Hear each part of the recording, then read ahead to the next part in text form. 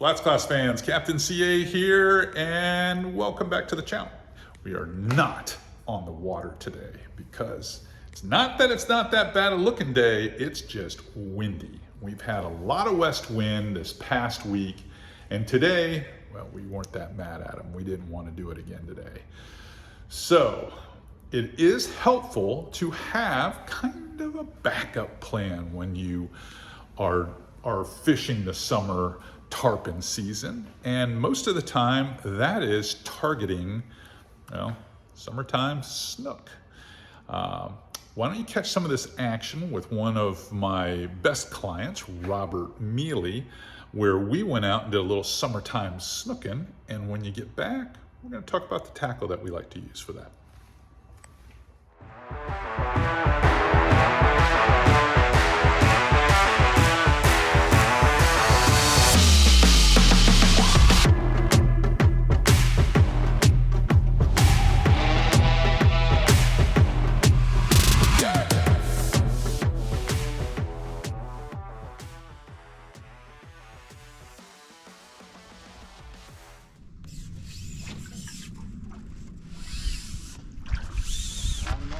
Oh yeah, we're in the honey.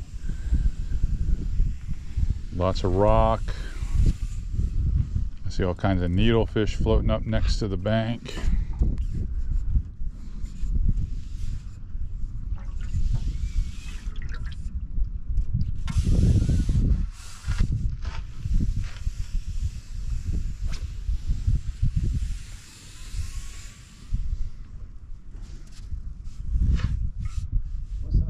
It's all mullet, but they're happy, and that's important.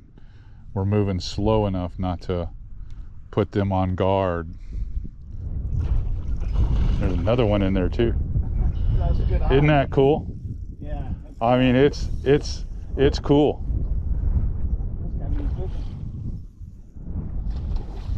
You gotta love that, man. Nice. It's a good one. It's a good one. There was one more sitting in there behind him. It looked like there were two there.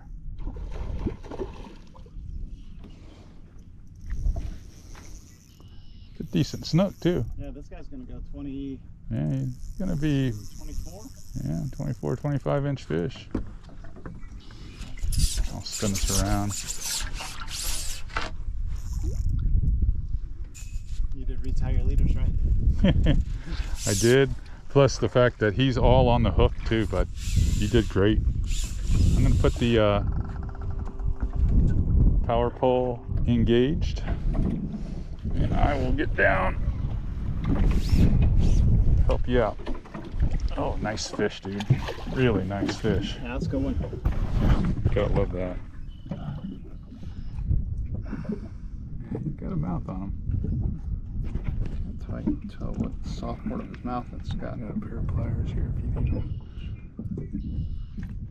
them. He's got a good hook on him.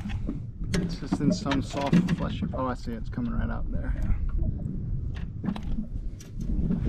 Awesome. Really nice. Let's get a pick with that one. Definitely get a pick. That's an awesome looking fish. Great cast. Let it sink, then start switching it.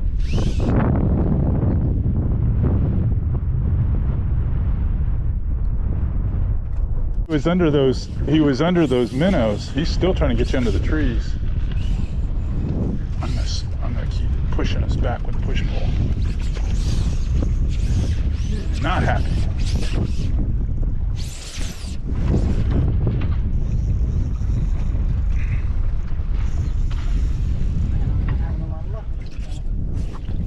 Short pump him a few times.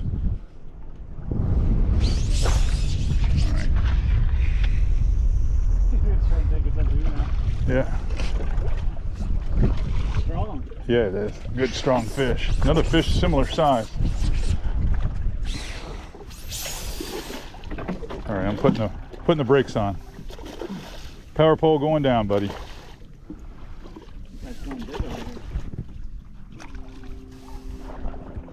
Another nice fish.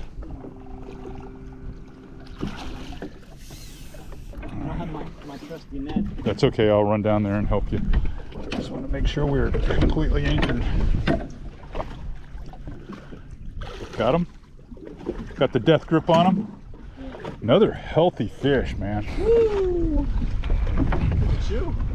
Yeah. All right. Wow. Good looking fish. Got the pliers. Oh, he came right out. Nice. Nice. Really good looking fish.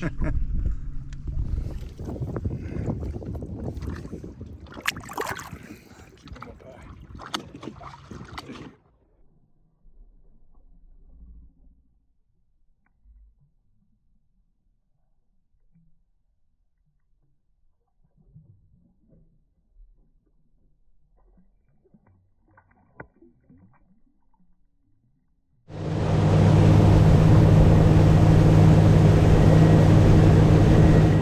All right, we're out here at the boat, and as you can see, the trees are swinging behind me. It is breezy out here, so I'm going to apologize for the wind noise.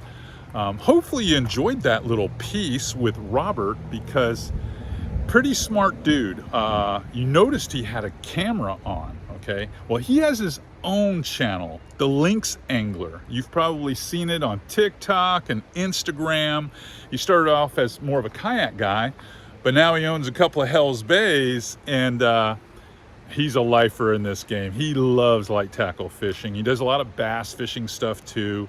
But go check his channel out, The Lynx Angler. Okay, let's talk about summertime snooking. So I'm gonna take you over here and kind of show you some stuff real quick. And we're gonna talk about the tackle that it requires to fish these fish, because when you have these kind of days and you're throwing up tight to cover and stuff, you're gonna need a stick to be able to pull them out. And I've got a good little rig here that works exceptionally well. So let me give you kind of the skinny on summertime snook fishing. Most of the time you're dealing with higher water levels, and for me, because I live in an area where we have really healthy sea bottom, especially sea grass, because I live like in the heart of the Scallop Coast, if you will, in Crystal River, it can make it a challenge to be able to work artificials through that stuff. So I like to target shorelines in particular. And I'll target the shorelines, believe it or not, that are on the windy side, the windy shorelines, the ones where you got the wind and you've got the current kind of banking into them. I find that snook feel like that's an advantage for them. And when it's an advantage for them, it's an advantage for me to know that they're going to be there. So there's a couple of different baits that I like to use. You know, I was looking through my rigging box here trying to pick the perfect stuff that'll accommodate everything. But I'd say number one thing you got to keep in mind is you got to have some decent weight fluorocarbon, because you are throwing into cover most of the time. You're dealing with the rough mouth of a snook, and you're going to have to pull like hell to get them away from that cover. So minimum I would use is 40-pound Seagar. I have several friends that are guides here on this coast, like Captain Socrates, Captain JC Livingston, Captain Brandon Branch, and these guys routinely might use 50 and 60-pound leader. But many of those guys are using bigger live baits, and they're catching snook that are upwards to 40 inches. For me, I'm fishing most of the inside snook. Most of these fish are gonna fall somewhere between 24 inches and about 32, 33 inches. So use that. Now, some of the baits that I use naturally, and we're gonna talk about the jerk shad here on the rod, are going to be 4-inch paddle tails. I really like the green lantern and the purple demon colors. Those are two of my favorite to throw this time of year. But I've also found, because there's so many needlefish and ballyhoo and especially junior needlefish that are up around the mangrove shorelines, I found that the trout trick, especially in the Creole croaker look, is really a good bait. So these couple of profiles, jerk shads, paddle tails, and some of those trout tricks are excellent. Now I want to break down the rod and reel setup that I have here, because I think you're going to find it not only interesting, but very useful. All right, I'm going to say that this is a very regional deal, okay? What do I mean by that? So I live on the west coast of Florida, and the way it sets up for us is when the weather's kind of sketchy for tarpon fishing, that means we got a west wind, a hard one at that. That means I'm going to be behind the barrier islands looking for snook. I'm not going to be in a pass, I'm not on the beach, I'm not in those traditional summertime snooking zones. I'm fishing mangrove islands and trying to stay out of the wind. Even though I said I'm fishing the windy side, most of these are rocky points and things like that. So, what type of rod am I going to be set up with? When I'm poling around those zones, I want to use a 7-foot rod. I need a rod short enough to be very accurate. I don't want a 7.5, I want a 7-foot. Medium heavy, extra fast. Extra fast means the tip's going to flex like this. It allows me to make that cast up there, and when those fish grab that lure, if you will, I can keep them coming and pull them away from trouble. And the best way to do that is with a rod such as this. Now, this is a Terramar PX, and here is the numbers right here, okay? I have this spooled up on a Twin Power 4000 XD. Now, the Twin Power 4000 XD, a lot of you are like, wow, that's a little bit overkill, CA. It's not. It really isn't. But the number one thing of significance is the fact that it's a 4000. See, 4000 reels allow you to take up like 40 inches of line per handle turn or close to it. And when you got a 30+ inch snook coming out to eat a bait, you want to be able to gain some line on him and keep him out of trouble. You don't want to be throwing a 2500 or a 3000. You want a 4000 for sure. The other thing with that heavier 40-pound leader is I love to rig this stuff because there's, like I said, there's a lot of grass in my area. We get a lot of that emergent vegetation that kind of floats up to the top this time of year. So I rig it Texas style. So if you look real quick here, you can see this is just a regular Mustad rigging hook. It's a 4/0, and I can pull it out of the bait here, so there's no keel weight on it at all. I have it rigged a little bit deeper in the bait itself. As you can see, I have the line coming in the nose there, and I have it just a little bit deeper. And what it does is it protects this sliding weight here from bouncing into the knot and wearing it out or making a weird noise and giving it a weird angle. And it also, for me, keeps me from being snagged up, because if it kind of skips and hits a limb or something like that, I can pull it back off. Now you're probably saying, well, why wouldn't you peg this weight? Well, I don't peg the weight because we have a lot of limestone points. And when you have weight and it falls into one of those things, it's a pain. But when the weight is free, lots of times you can just jiggle the tip and it'll come out, and you can get your whole rig back all the time. It doesn't hurt a thing to have that weight on. You're saying, well, what weight is it? It's a tungsten weight. It's a Fitzgerald tungsten weight. Doesn't have an insert, so I feel every little thing on the braid.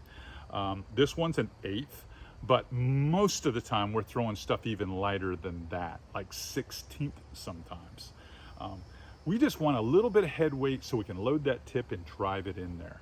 But this little setup with this 5-inch jerk shad, or if you want to go with the lighter weight and throw the Z-Man Trout Tricks, or either one of these paddle tails, 4-inch paddle tails, the Green Lantern, which looks like a pilchard, or the Purple Demon. You're like, why the Purple Demon? Well, the Purple Demon throws quite the silhouette and shadow underneath those limbs.